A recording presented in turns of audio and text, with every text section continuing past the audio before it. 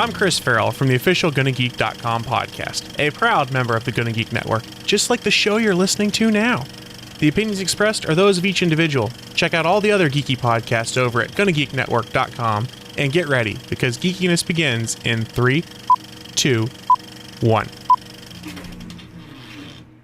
Welcome to episode 104 of Better Podcasting. Today we tell a story about telling your story. In this week's Better Podcasting Download, we're coming at you live from the US and Canada as we jam the latest Billboard Top 30 hits from SJ and SP in the morning. And finally, in this week's Better Pod Back, we soak up all the great listener feedback. Lauren, put in those 8 tracks. Let's roll it. Welcome to Better Podcasting, a show where we talk about podcast tips, tools, and best practices to help you succeed with your podcast. What makes us different? Well, just like you, we podcast purely out of the love and fun of it. Podcasting is our hobby, and we recognize that it's yours too. We always encourage your questions and feedback, and you can find all of our contact information at betterpodcasting.com. Here's your host for the show, Stephen John Drew and Stargate Pioneer.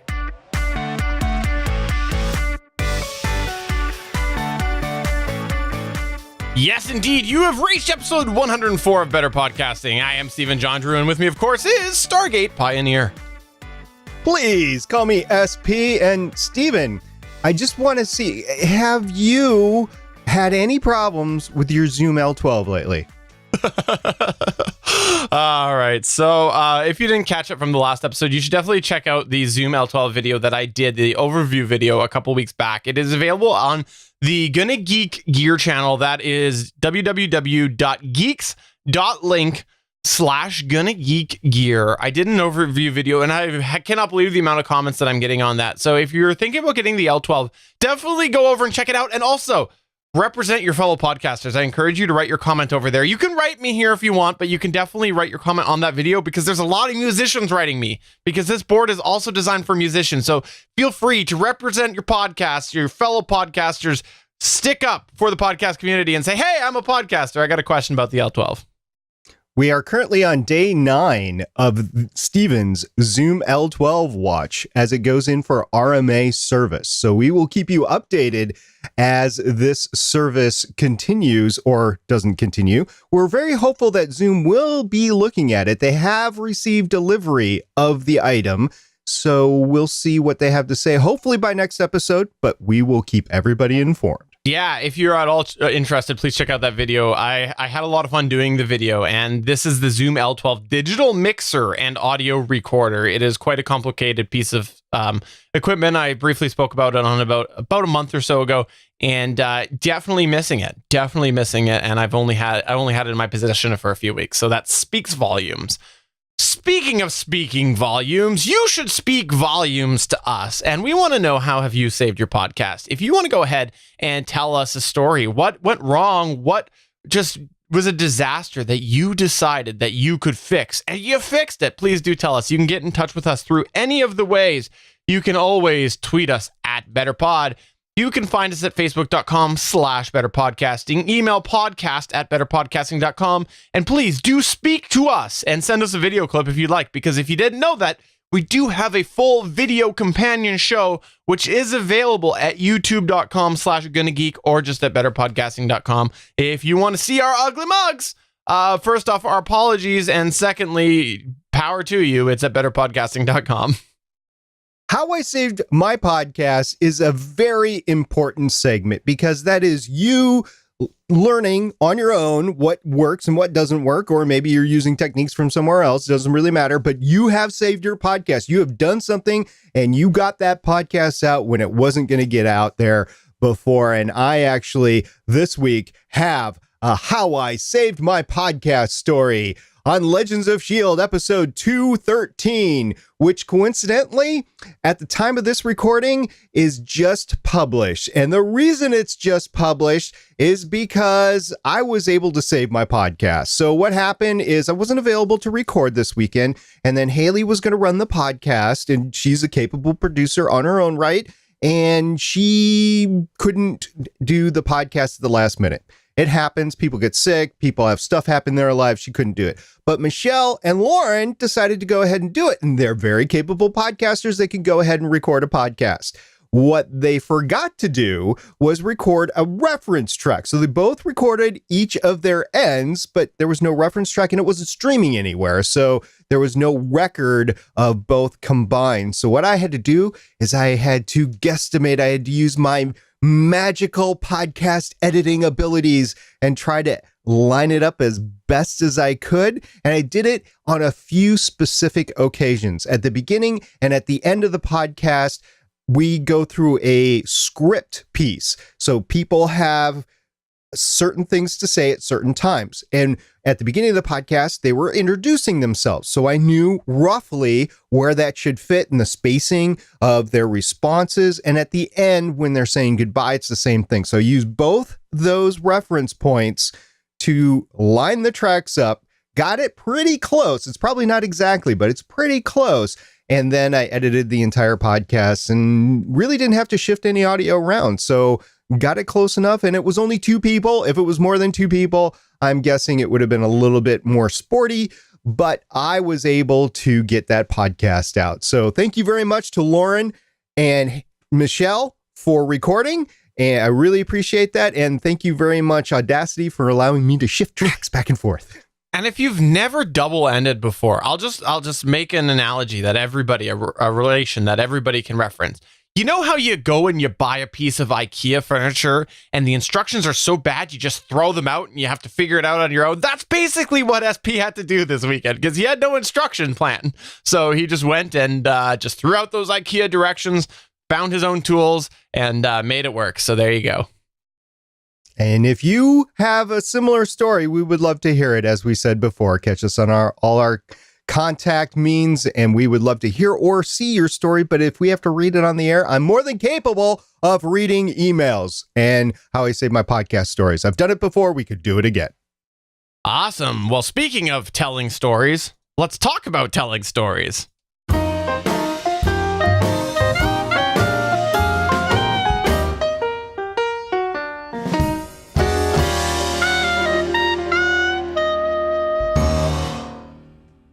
Podcasting is a very intimate form of media. Now, why do we say this? Well, let's be honest. You are sitting there and you are talking about things in your listeners' ears. You know the last time that you went on the subway and you saw somebody you want to talk to and you went up beside them and you just like covered your mouth and you put your hand up to their ear and you just started saying, "Hi, I'm Steven. I would like to meet you sometimes." It's kind of like that. Meet you something. Yeah, I mean, you're talking right to them. You're meeting them right then and there. And by the way, if you do that, you're lucky if you don't get punched in the face. Just saying, that is very likely to happen if you go up and try to whisper in somebody's ear on the subway. Basically, yes, you are in somebody's head when you're podcasting. It doesn't happen all the time. And in order for somebody to let you into their head, into their personal space, it is very intimate indeed. So you might be talking to your co-host like I am right now with Steven. You might be interviewing somebody. You might be just talking into your own microphone. But as you're doing that, as you're recording your podcast, as you're creating that great content, you are in a sense talking straight into your listener's ear. It is mostly just you and your listener. And if you're lucky enough, you might get a couple more people, say like maybe a family in a car. But even if it's a family in the car, odds are if the kids are old enough, they're stuck into their own individual media device. You could even be talking to a busload of kids. If you're that lucky, you could possibly be talking to a busload of kids. And in fact, I definitely know a friend of mine, her name is B Kitty. She's a school bus driver and she listens to podcasts as she drives that school bus. All age appropriate, by the way. She had to go through that little snippet of trying to find the G-rated podcast to be able to have on the school bus. But yeah, she does that. So hi, B Kitty, in case you're listening. Probably not, but in case she is, wanted to say hi to her. And basically, it's mostly just straight from that MP3 in whatever player it is, straight into your listener's ear. That is very intimate. Because of that, you have a relationship with your listener. And this has ramifications, doesn't it, Stephen? Absolutely. It really is this personal connection that you've got between you and your listeners. It's something that, as SP said, all those reasons, you're in their head, you're in their ear. And because of that, you really owe your listener a chance to give them great content. And that's what you want to do. You want to make sure that you're producing that great content. Now, that's why there's a lot of podcasts which are selling services are good, because it's essentially a direct sales pitch. But because of this relationship that you have with your listener, you have this option to tell your story and be personal with them. You're basically their weekly friend, and you're there to discuss their favorite topic. They're interested, even if it's only a little bit about your personal life, because you've made this connection with them and they are your friend. And so because of that, they might even start to follow you in other ventures, other personal areas, other topics and that you might do on other podcasts, because you are their friend. So you have this awesome setup to build a personal connection by telling your story, your personal story with your now friend, because that's how they see you, as your friend. This is a great opportunity to build even stronger relationships, but it's fraught with downsides. So we'll go over the positives and negatives of this, and we're going to start with the positives because there are a lot of positives. You can, through your own personal story, telling the story of your podcasting, maybe in your personal life outside of podcasting, you can help inspire your listener. You can inspire them to gain higher success in life. You can, in this case, hopefully inspire them to have more success in podcasting, for better podcasting, for example, with Stephen and I. You can create a positive personal change. Say that you've gone through some great adversity in your life. I don't care what it is. If it's addiction, if you beat cancer, if you've done some sort of tremendous life journey, you can help that person follow you in that journey and create great personal change, get a master's degree, something like that. You can share your story and you can pay it forward and have them change their lives positively. So that's all positive things that can come about you telling your success stories. Now, this does create a stronger bond with your listener. It really does. You display that you are a real person. You're not just this actor playing a part on TV. You are real. And it also, if one of your goals with your podcast is to create a community of like-minded people, I'll give you an example. Legends of S.H.I.E.L.D. is a great example. It's a bunch of people that like Marvel. So if you want to tell people about your personal experiences with Marvel Comics, reading Marvel Comics when you're 8 years old in bed with the flashlight with the covers on top of you, that might endear you to them and might help create a like-minded community. And then there's just overall better familiarity with you and either where your knowledge or opinions are coming from, so they can frame it in their minds of where you're actually coming from. Absolutely. Another thing about telling your personal story, your personal take, is that you can really display authenticity in its most raw form. If you're sharing a very personal side of yourself, something that is personally affected you, you're almost making yourself vulnerable. And that can be powerful because, again, you're establishing that friendship. Think of your friends that you have in your non-podcast life. You have probably had some pretty deep conversations with them before. And when you're sharing your personal story on your podcast, that's what you're doing with your podcast friends, your listeners. You're really developing that relationship with them. We've seen a lot of podcasters connect with their listeners all because they were authentic and a little bit vulnerable on their show. It's something that a lot of times when someone just shares something that is personal, they get a lot of reaction because that is something that you're making that connection with your listeners. There's really not much more authentic than a personal story that you're happy to share. For example, even the How I Saved My Podcast story. Those are personal stories. Those are things that we're willing to say we did something wrong or something went wrong for us and we fixed it. So that's a great example of, not a very deep personal story, but the sharing of a personal story nonetheless. So that's really a huge advantage to sharing a personal story somehow on your podcast. There are a lot of great positive aspects to sharing your own story or your own podcasting journey or your own podcasting story. Lots of great aspects to it. And if you have one that we haven't run through, please get in touch with us and we will definitely talk about it on a future episode of Better Podcasting. But right now, what we want to do is transition into the negatives, the perils of sharing your own story. You can disclose too much and it might drive listeners away. That's the first way.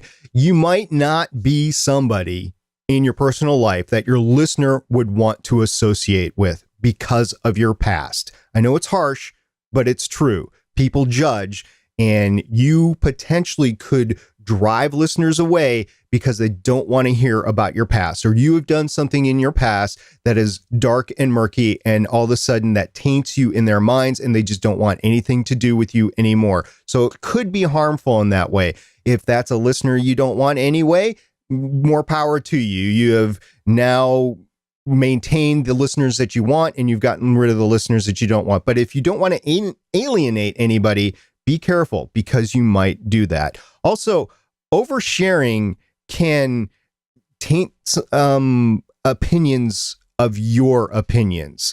So depending on where you're coming from, that changes their basis of what they think of what you think. And it could definitely change how favorable they are to listening or downloading your show. So just remember that. That's a couple of things. Also, we've talked about it before, but I'm just going to mention it here. Stepping on those third rails of podcasting, and I'm just going to mention a few. Podcasting with politics, sex, religions, drugs, anything like that. You could alienate your listener and they just don't want to hear about it anymore. Or you could have a completely opposite opinion and go, no, I don't agree with these people at all. I'm sorry. They could agree with everything else you've ever said, but you say that one thing and all of a sudden they're like, yeah, I'm not going to listen to these guys anymore. It's just not going to happen. It's kind of like how I'm super passionate about that time that I used to drive to work, and I would purposely drive in the left lane while I was driving slow. So I was in the left lane driving slow, and then I got to my work, which was actually door-to-door sales ship. So I would knock on the door right at dinner time, and the book that I was selling was actually a book that was about telemarketing at dinner time. So I'm really passionate about that. That was a great job that I had. You know what? I think you might have actually had a job like that in the past. Yeah, are you combining maybe Kirby salesman and maybe a cab driver there? I don't know. Anyway, the point is, if you say something that really annoys your listener, yeah, they're not gonna stick around and listen. Potentially, they're not gonna stick around. They're gonna leave. Also, I want to talk about something that's very real and very important, but we haven't heard about it lately. So I don't know how much this is really going to affect podcasting from here on in the future, but it could. So we're going to mention it. It's been a long time since I've heard about this, but there have been podcast stalker related events in the past where people have opened up to everything in their life because podcasting was real and you're getting the authentic real person, and they give away too much. They give away where they live. They give away where they work. They give away where their kids go to school, that sort of thing. Now, sometimes it's inevitable. If you happen to have a podcast about the local high school football team and your kid happens to play on the team and you talk about it on the podcast, it's going to give away a lot. But in general, remember, podcasting is talking to the entire world. So just be careful of giving away too much, because that stalking fact, say you're a policeman. Like I heard a story about an undercover policeman that was being interviewed, not a podcaster, but an undercover policeman that was being interviewed, and his actual name was given away, not his fake identification that he was using. And in any event, he was identified as an undercover policeman. So that kind of ruined his ability to do his job and possibly opened himself up to other felons, other criminals wanting retribution. So just remember that.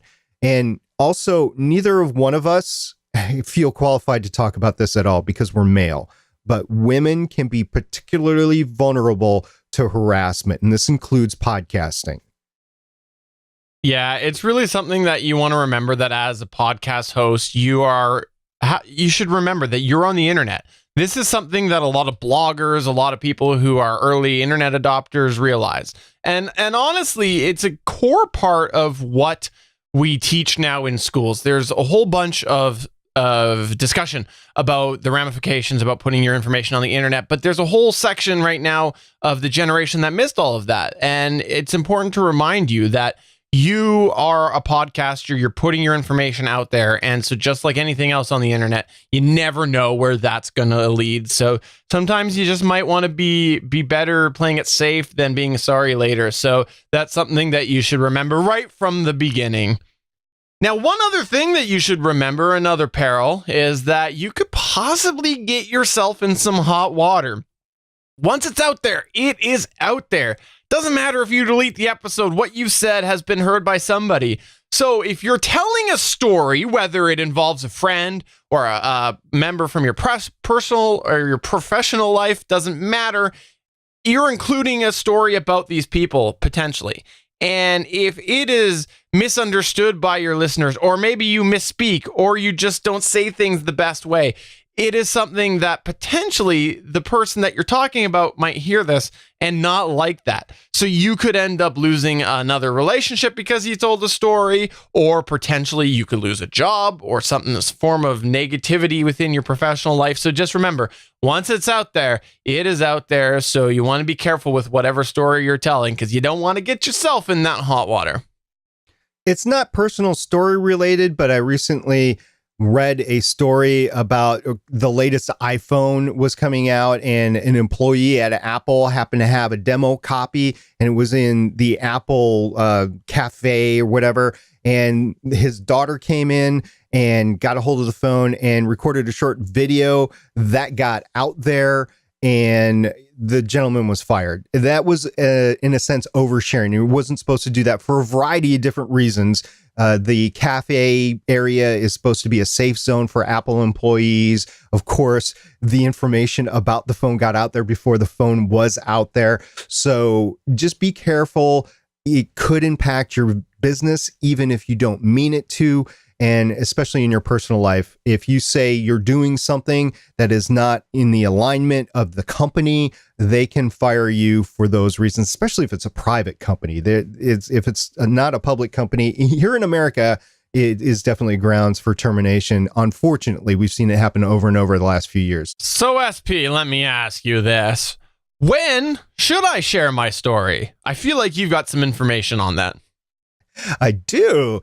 Now, you can share your story at any point in time that you want to. It's your podcast. It is your mouth. It is your desires. As long as you have a platform to speak it or to write it or to share it, video it, you can share your story, whatever. Social media is filled with people telling their personal stories. Now, with your podcast, though, if you decide to tell your story in episode 1, it might not be the best time to tell an intimate story about your past.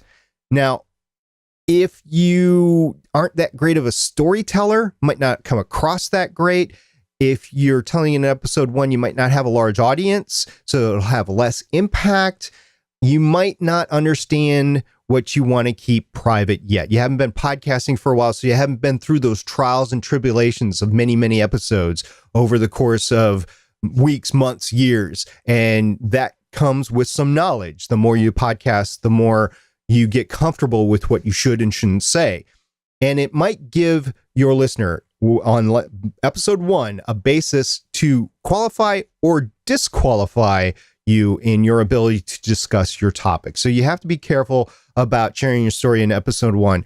Sharing your story in episode 1 can be effective. It can be effective in that it could tell your qualifications. The problem is if you overshare into some personal journey to get to those qualifications, might not be the best time to do it. That's all we're saying. Episode 1 might not be the best time. Now, sharing your story much later has a lot of positives to it.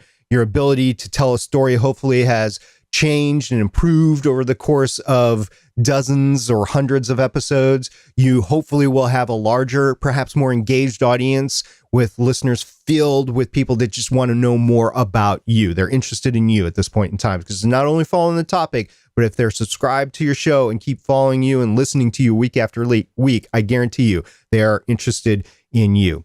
And you will have a better idea of what to say and what not to say, and your show's focus is better. We haven't talked about that really much, but as you podcast, the focus of your show, the topic, the niche that you're covering, the genre that you're covering gets more defined, and you're more comfortable of keeping those statements of your personal story confined around how it impacts exactly what you're podcasting. So you're not oversharing into information that might not specifically impact what you're podcasting on. One thing that we want to make sure to mention is that you can do these through a variety of different times and different types of episodes, but really you want to be adaptable with this, because if you are sharing a personal story and it's something that is timely and relevant to something you've talked about on the show, then that's going to give you the most oomph. And what I mean by that is if you have something that you say on your podcast just in, regular fashion, and then you get a bunch of people coming in and commenting on that, and that possibly leads to a personal story, well, maybe shuffle your schedule a little bit and bring that in sooner than later because it's relevant at that point. Obviously, it's a topic that's being discussed on your show, so you know that this is something that actually ties in very well to my podcast. So be adaptable, and that is a huge, huge asset when you're telling your story. When to tell your story, you could do it if you're doing it later on a special milestone episode, 100, 200, 500, whatever. Or maybe it's an annual thing and you have an annual reflection episode. But there's all sorts of ways of when you can do this and what is more appropriate than others. It's your podcast. It's your show. You can tell your story whenever you want to. Just be aware that it can be more impactful if you perhaps wait for those special occasions. With all that said, whenever you tell your story, just be comfortable. Don't force it. Don't try to talk about something you're not ready to talk about. So just be comfortable with it. Our number one rule, my number one golden rule of hobby podcasting is have fun. In this case, the have fun is be comfortable because you don't want to be shaking up with night sweats at night trying to sleep, and you just can't because, oh my gosh, I can't believe I said that.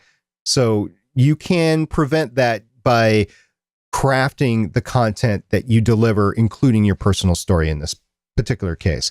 Now, where to tell your story, you can, as I said a bunch of times, tell it on your own podcast. Your audience would be glad to hear that, I'm sure.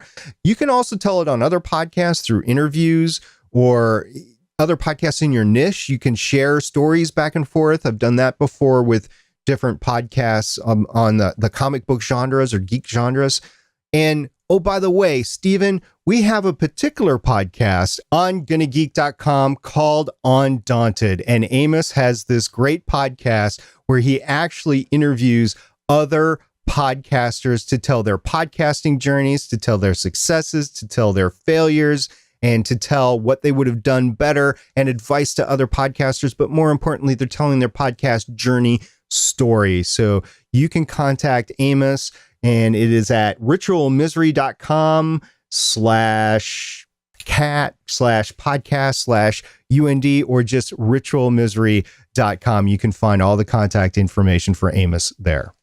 Before we wrap up our telling your story section, I think we should tell a personal story ourselves. So SP mentioned how you got to have fun. It's got to be relevant to your podcast. And so today, SP has decided that he is comfortable enough to share with you the personal story about while he does many podcasts that he actually doesn't like podcasting. So that's his personal story that he's going to share right now.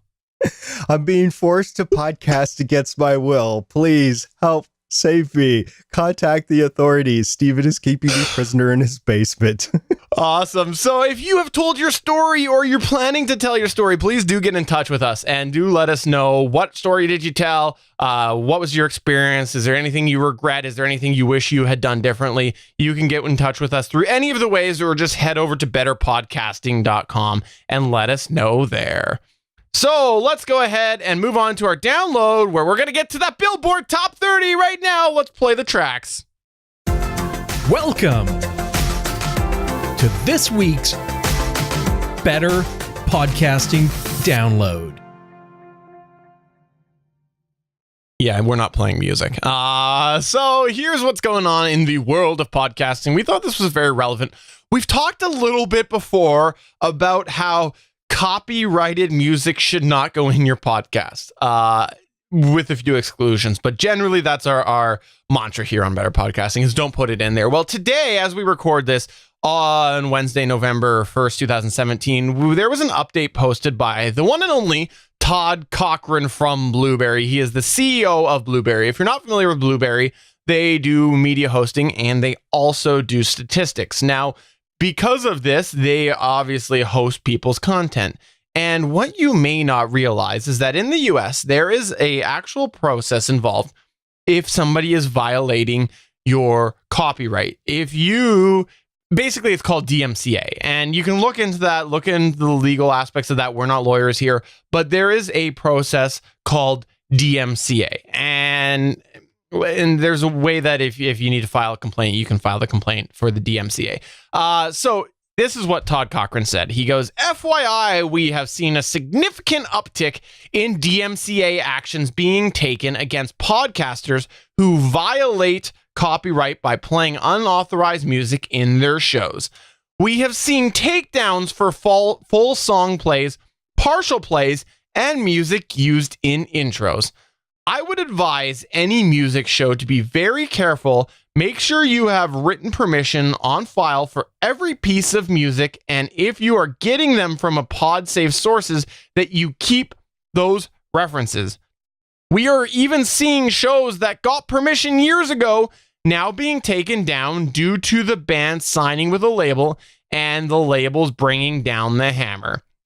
So this is really interesting because Todd Cochran, like I said, he is the CEO of Blueberry. And so since they are hosting files, of course, if somebody is violating a piece of copyright within a file that they host, they're going to be contacted. So this is a very, very industry relevant piece of information and something that you should really pay attention to. If you think that you are pushing the boundary, listen to what Todd is telling you right now, because he's not making this up, presumably. He is not, and I can corroborate that through Rob Walsh from Libsyn. He's mentioned this recently on the Feed podcast, so it's not just exclusively with Blueberry. If you host podcasts, you probably should have a DMCA takedown policy so that absolves you of all legal responsibility. All you have to do is follow the takedown notice. You get these takedown notices as a content provider, and you have to take that content down. No questions asked.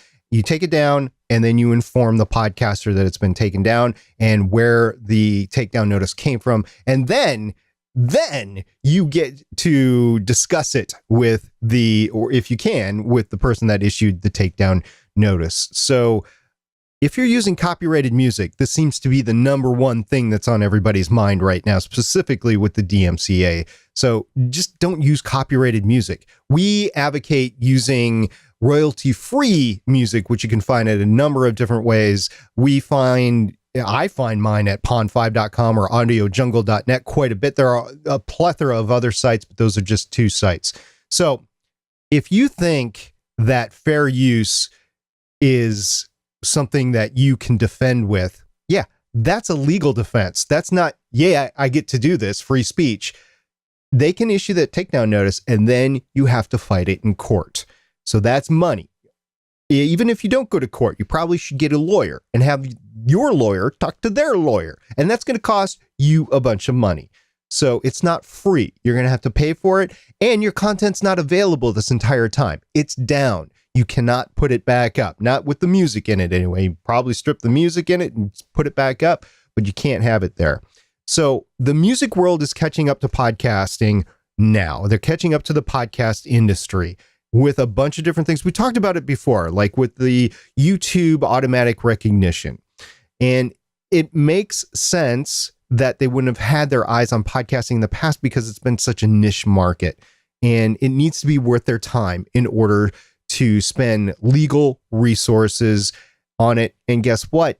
It's kind of broached that threshold, right, Stephen? Absolutely. So I think we're going to be seeing a lot more of this. And ultimately, it just comes down to if you are using something that you don't have permission for, in my opinion, it's best to assume that it's not allowed and that you might have to deal with the consequences later, which could just be getting taken down, or it could involve fines and things like that. So definitely, I encourage you, again, we'll say it one more time, don't use copyrighted material or other people's material for that matter in your podcast unless you have proper permission. Now, with that said, proper permission, what does that mean? Here's the thing. If you go and you talk to a band and the band's like, yeah, go ahead and use our track. Well, as SP said, they might have a label. They could have a label, and you might be in a situation that that label says no. Or if you go and you pull some royalty-free music, like SP mentioned, through some of those sites, and you don't follow the terms of service, again, it could come down, because when you buy something from like Pond5 or from Audio Jungle, there is absolutely a terms of service for using that. And if you violate that terms of service, again, you could possibly see it go down. So if you're using anybody's material at all, something that you haven't created yourself or you haven't paid somebody to make for you, make sure that you are following all of the rules. And if you just went out and you're like, I like this song and I just put it in there, I'm just going to say, strip it now. Don't play any further. Just go and use something else. Don't do it. And take this moment, this piece of memo from this piece of memo, that's my term now, but this piece of memo from Todd Cochran as a warning to make your adjustments fast. Yep. Be careful. Otherwise, your content might be coming down. Even if you only have 10 listeners, who knows? They might be coming after you. Never know. Remember, we're not legal experts, so I'm sure a proper lawyer could give you the best legal advice, including probably all of the other scary things that SP and I did not talk about, because I'm sure a lawyer will tell you that there is a ton of other stuff that is potentially scary. So we thought we would mention that today, since we've talked a little bit about it before, and it just shows that the action is happening more and more. Don't chance it. No, otherwise you'll be podcasting with a very bland sounding national level media that talks like this all the time into their podcasts. Awesome. Let's just go ahead and get to our Better Pod back.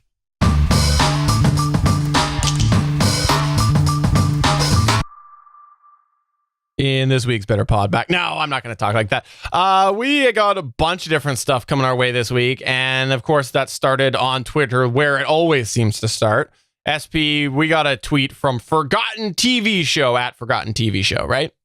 Again, for the third week in a row, Forgotten TV Show said, hey, thanks for the shout out. Next show, creepy TV monster movies of the 70s. Ooh. So obviously a Halloween-based podcast. So if you haven't checked that out, Forgotten TV Show, definitely.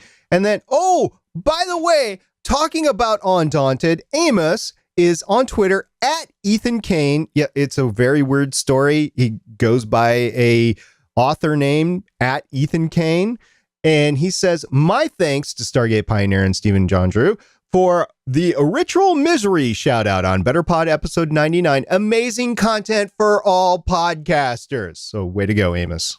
Ethan Kane, that was that character in Mission Impossible, right? Oh, wait, no, that was Ethan Hunt. Oh, wait. He's that famous actor. Oh, wait, no, that's Dean Cain. Never mind.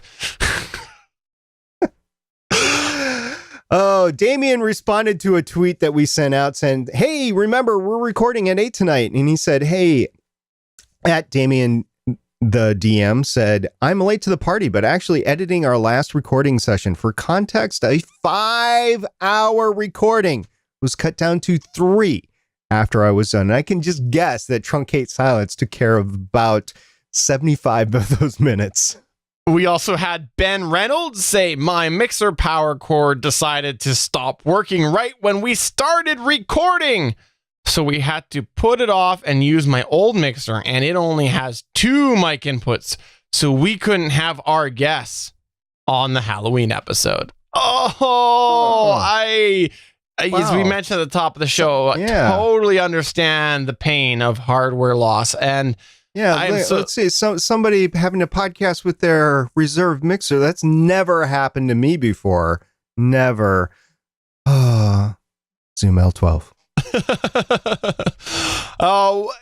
These are though the things that help us realize how adaptable we are as podcasters. I've had this happen with multiple pieces of equipment before, and I gotta say, there's always a little sense of joy after the stress is gone. You got the episode in the can, and you realize, hey, I pulled it off. That's a great How I Saved My Podcast story too, by the way, Ben Reynolds. So thank you for sending that to us. Absolutely. We also got a very detailed amount of feedback back from Harris with the Sleep Whisperers podcast. And come to find out, he knows a thing or two about line noise. Remember that podcast we did last week about line noise? Well, Harris has some things to say about it. He sends us an email and he says, hey guys, I just listened to episode 103 about noise reduction. Great job. I love when you guys get technical. I record Sleep Whisperers, so I have to have a much higher gain than most podcasters. This results in a greater challenge with noise. Arrgh. So after the past year, I've learned a lot about noise reduction, so here's my thoughts. Some of these will be repeats from your great advice you gave on your show, but perhaps my additional information will be helpful to your listeners.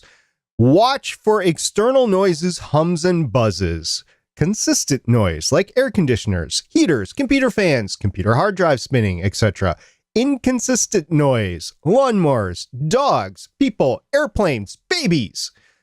Electromagnetic noise. Problems I've solved include having light bulbs too close to my microphone.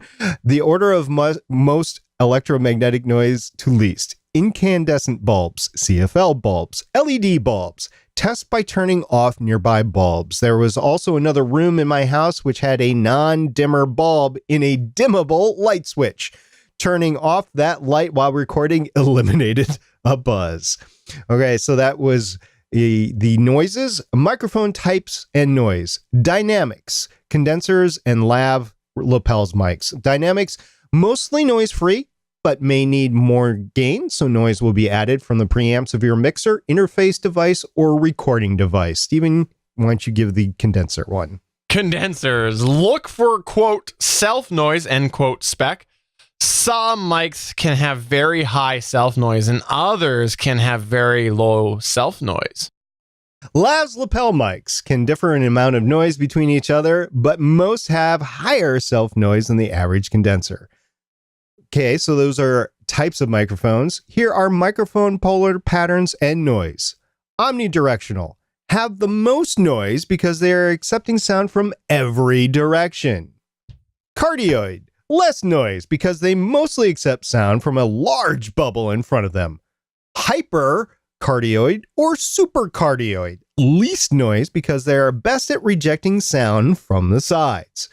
I bought a microphone with a variable polar pattern, the CAD M179, and it allowed me to test all these polar patterns with one microphone. Sure enough, an omnidirectional, my voice sounded the worst and the noise was the highest. On a hypercardioid, my voice sounded the best and the noise was the lowest. Cable noise. In my experience in testing, my cheap XLR cables and my expensive XLR cables did not add any noise to my chain, a surprising find. Caution. Cheaper cables will probably have noise over time as they fall apart more quickly. But here's a bigger surprise I had. I bought 2 Rode NT1A condenser mics.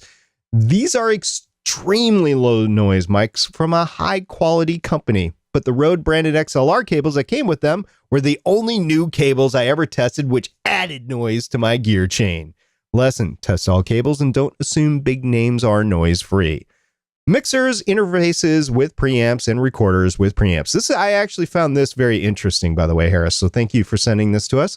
The spec to look for is the equivalent input noise value, or EIN value. not to be confused with the U.S. IRS employee identification number. So we're talking equivalent input noise here. Although not the only determinant of noise, it can be the best one when comparing stats on paper. The best test is side-by-side testing of the devices, of course. Examples of interface devices from quietest to noisiest. Minus 130 dBu, Sound Devices Premix 3. Minus 127 dBu, Scarlett Forsyth 2i2. Examples of portable recorders from quietest to noisiest. Minus 129 dBu, Zoom F8. Minus 127 dBu, Zoom F4. Minus 125 dBu, Olympus LS100. Minus 124 dBu, Tascam DR100. Minus 122 dBu, Sony PCM M10. Minus 120 dBu, Tascam DR60, Zoom H5 and Zoom H6. Minus 107 dBu, Zoom H4n. Lessons learned. Almost every piece of equipment adds noise to the chain, especially condenser mics and devices with lower cost preamps. Never believe companies or reviewers who say, no noise, ultra no noise, low noise, or clean sound. Noise is relevant to the user as per the signal to noise ratio concept. The higher your signal input, the less concern you will have for noise. Singers, highest signal. Loud talkers, high signal. Normal talkers, medium signal. And whisperers, nature recording, Foley artists, low signal. Most frustration with noise. Sorry, Harris. The other simple thing that affects your signal to noise ratio is your distance to the microphone. Closer will give you a better ratio. But watch out for the downsides of proximity effects and plosives as you get too close. The other important noise reduction technique is post-processing software. To ensure great results, reduce as much noise input as possible in the recording chain as per above, then use noise reduction software. Caution, the vocals and music will always be slightly compromised when reducing noise with software. The best results will come from audio that starts with a high signal and low noise ratio. The other important aspect of reducing noise in post-processing is the high quality of software. Audacity does an okay job, but the best results have come from iZotope RX. That is an awesome software plugin. If you happen to get it on sale, it's even better. Most podcasters talk loud enough so they don't need to be as finicky as I must be, but perhaps something here was useful to some of your listeners. Harris, host of the Sleep Whisperers podcast. Thank you very much, Harris. I really appreciate you writing us that letter. Thank you. Harris, you are always in my sleep. And finally, in our Better Pod back today, we got something excellent and very surprising feedback to us over on Reddit. That's right. We had user on Reddit, the subreddit podcast, the user TV's Noah, write us saying that best of last week in his podcast thread was better podcasting. He said, welcome back to the weekly thread where I listen to a bunch of podcasts in the weekly thread, find the best one, and you all agree not to kill each other. This week, better podcasting. Now, this week I am cheating a bit. I am usually picking the best single episode. However, this podcast made me want to pick through all of their episodes and find the ones I needed to hear. Better podcasting is just as the name says, about being a better podcaster. Each episode focuses on one thing that you can do to make your podcast better. From how to be a better interviewer, to tech issues, to how long your podcast should be. As you would imagine, with this type of podcast, it sounds great and the hosts have great chemistry. If you did not get an answer in the Ask a Veteran thread, you may want to look over some of these episodes. So how cool is that? We really appreciate the shout out there over on Reddit. That was really quite an interesting and a nice surprise to wake up to. And it's nice to see that we're offering valuable advice, because I just do this each week for the paycheck. I just do this every week because I'm trapped in Steven's basement. Hint, he's not actually trapped in the basement, and I don't make a cent ever, and I spend lots of money doing this podcast. So thank you very much for that. It was a nice thing, and stuff like that always keeps us going. So really from the bottom of my heart, thank you very much. Thank you very much indeed. That was awesome to read. We also, just before we go, want to mention that we do stream the show live. So if you do not watch us live, you can always watch us live. Watch us make all the mistakes that get fixed in post-production. We do record that live on Wednesdays at 5 p.m. Pacific time. That is 8 p.m. Eastern time over at www.geeks.live. And we had a variety of people there check us out, including Johnny Pennington, who wrote us saying that, hey guys, tonight, 20 minutes after you start your show, the Houston Astros will be battling it out in the final game of the 2017 Baseball World Series.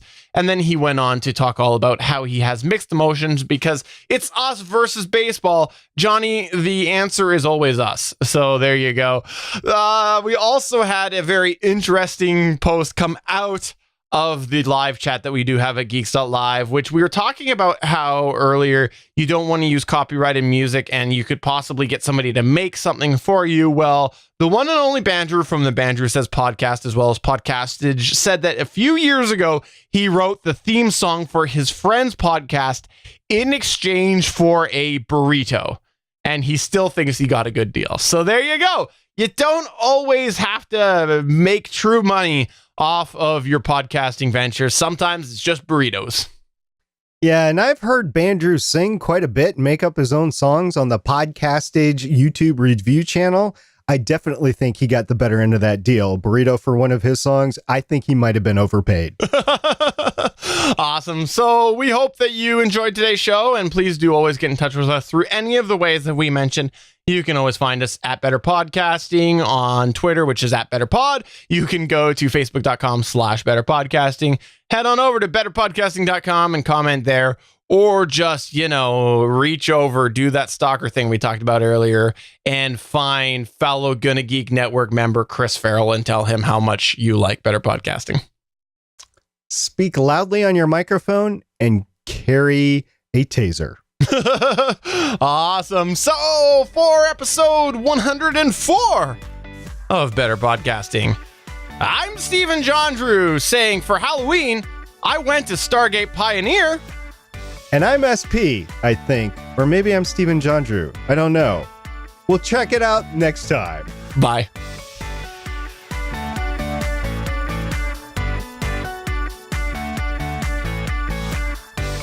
Thank you for listening to another episode of Better Podcasting. We want to hear from you. You can find all of our contact information at betterpodcasting.com. If you like the show, please consider giving us a 5-star review in iTunes. We encourage you to check out all of the other geeky podcasts available at GonnaGeekNetwork.com. This has been a Gonna Geek production. Thanks for listening, and we will see you again next week.